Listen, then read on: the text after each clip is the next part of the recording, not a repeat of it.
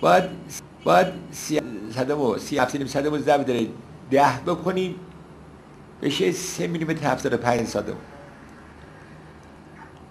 در واقع حروف ما در کوچیک شدن 3 میلیمتر و 75 صدم خواهد شد. بلندترین حروف ما در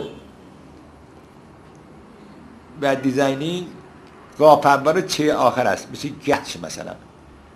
باید یعنی از ته چه تا بالای سرگلی کاف گاف بایستی 3 میلیمتر و 75 صدم بشه. خب الان این ته اولیه کار ماست.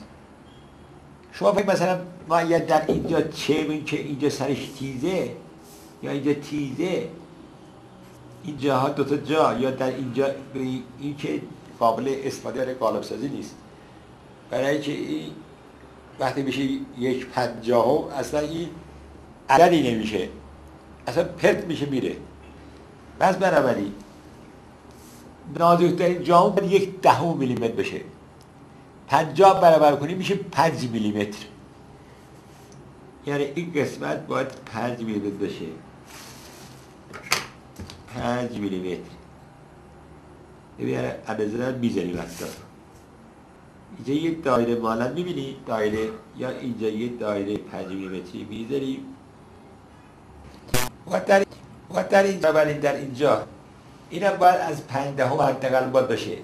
1/10. اگه مثلا من یه خود بیشتر یادم که به حساب قابل توجه بشه دیدی بین سرکج و قاف با یه فاصله متعارفی باشه که موقعی که 5 صدم در چاپ پخش میکنه نه، یعنی این دوتا جفتش هم باید سیاهی بزنه، چون 5 صدم ما در چاپ پخشی داریم، باید فشار رو کاغذ در لتر پرس افتادم میشه 1% کم باشه، ولی معمولا در سوردی به وجود میومد که ما سعی کردیم این فاصله رو داریم میگرفتیم. یه 5 صدم ما چاپ شد اینجا دیدیم به اقلا میچسبه این دوتا با هم، و این نچسبه مدل فاصله بیشتری میدادیم. مثلا فرض کن 2/10 3/10 بین این فاصله بوده، اگه 5 حساب 1/10 مثلا بشه 3/10 که به هم اگه یه 2 تا 5 صدم هم بده 2/10 اقلا بینش بوده. این هم خط اتصال بایستی در سوروی خط اتصال میبینی. خط اتصال اینطوریست که من با چیزی میذارم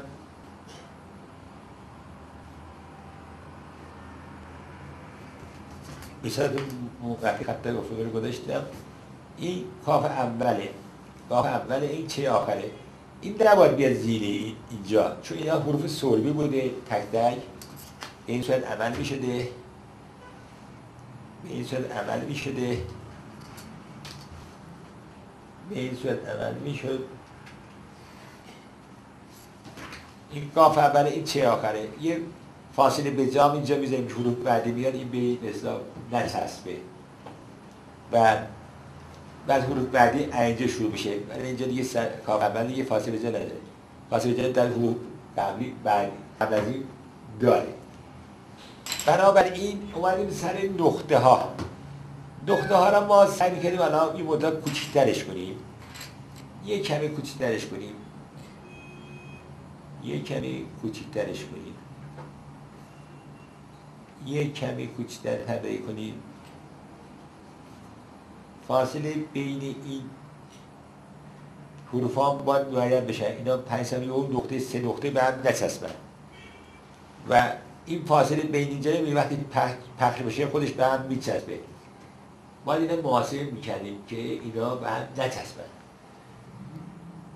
حالا به چی مشخصه؟ با ماجی پر نکردم میتونیم با ماجی پر کنم، مشخصه دیگه. اگه دایره ها اینجا مشخص بشه، این دایره ها من محسن سین اول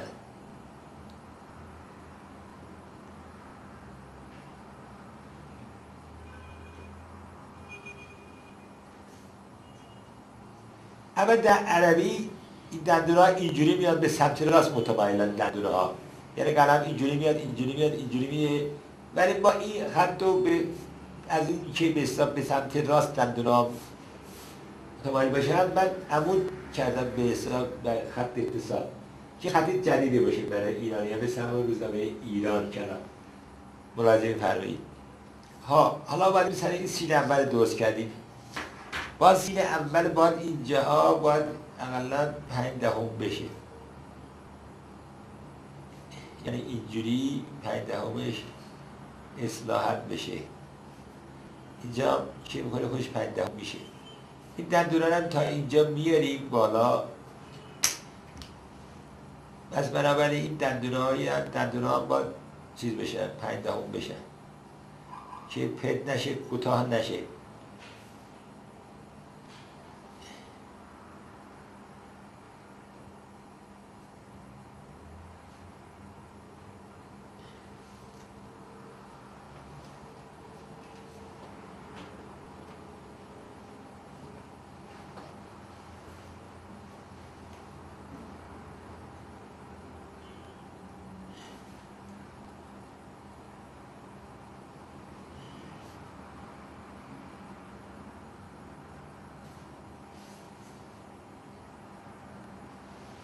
این هم سین اول. این هم باید یه بوده بالاتر قرار بدیم، نه اینکه به طرف اینجا قرار بده. این در چاپ خود به خود تا اینجا مرکب خواهد اومد، یعنی چیپ خواهد کرد. تازه که اینجا بیاد چیپ بشه مدل خواه ما بشه. ما یه مدل سعی بکنیم این قسمت ها را چیز کنیم، اسمش چیه، یه مدل بالاتر قرار بدیم، یعنی اینجا چیز نکنیم، از اینجا قرار ندیم و بیاییم تا اینجا حداقل جایی که ممکنه، چون اینا مرکب پر میشه بیاد پایین. اگه اینجا قرابیه پر میشه بیاد تخت میشه و این بالا که بشه این هر چقدر مرکب پر شه تا اینجا بیشتر دیگه پر نمیشه در فشار لیتر پرسی رو. البته در افتاد اگه شما شل کنه مرکب زیاد بریزی همین عمل انجام گچ مثلا الان با گردش در روی شده. شما این که نمیشه که ما به قطع قرامات دست نمیذاریم ما یه سر جیم را ازش که مثلا فرض کن باید 4 سم باشه، ما اینو مثلا به کمتر تقلیل میدیم.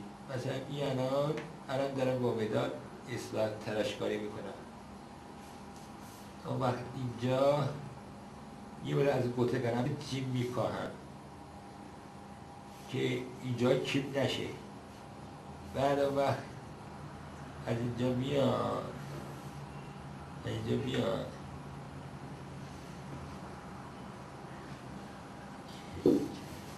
اینجا هم میکاهم. البته در این چون حروف سیاهه ما قطر قلم رو همیشه میندازیم مثل نازک قلم که در پایین قرار داره سیاهی، در سمت کمر جیم قرار میدیم. این سبک روسیه،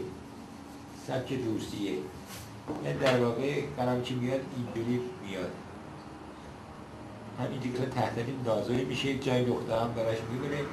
در واقع ما اینجوری عمل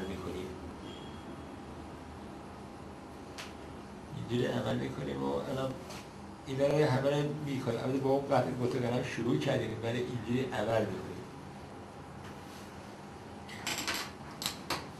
یعنی اینو که قلم اومده به این حالت اومده اینجا نازوی میشه با این تو اینجا برعکس حروف نازک قلمه. اینجا بایستی کمر سمت چپ چاوش میکنیم. مداد دارم تغییر دادم. اینجا قطع قلم جیم رو کم کردم، جاش میدونم باشه چقدر کم شده. و حالا مدیم سر کاف.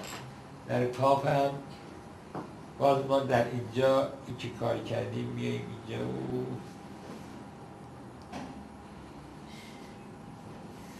و میاییم اینجا و این قطع قلم سر کاف را کم بکنیم. اینقدر میرسیم به این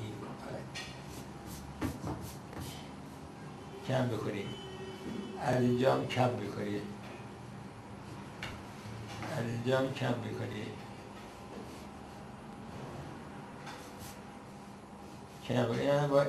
اول با قلم دورش نوشته میشه ولی همه جای کم بکنیم.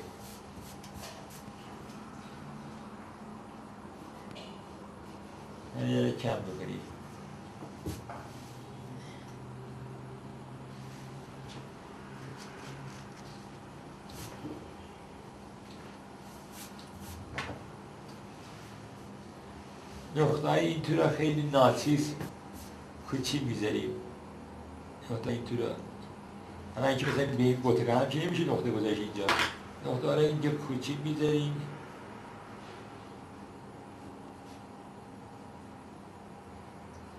نباید به اتصال بچسبه اینجا در یه حفره‌ای که بالا پایینش باز بمونه همین حفره CVD هم در نظر گرفت مثلا شده یه خود اینه باید بکشیم برتر یه ذره بایستی حفره‌های سفید این حفره به هم متناسب باشن حالا اگه بخوایم سیاهشم بکنیم مثلا منقطع سیاه میکنم اون وقت که قشنگتر نمایان باشه ببینید اینجا الان دیگه خود به خود چاه هست مثلا اگه بخواستیم این خودش بزنیم بس تیز بشه تغییر بداد نباید تیز بشه الان یه حفره تیز روزنامه است که بدیم حالت طراحی شد یعنی در واقع این بوتقنم این با این یکی نیست ولی به نظر قشنگ میرسه به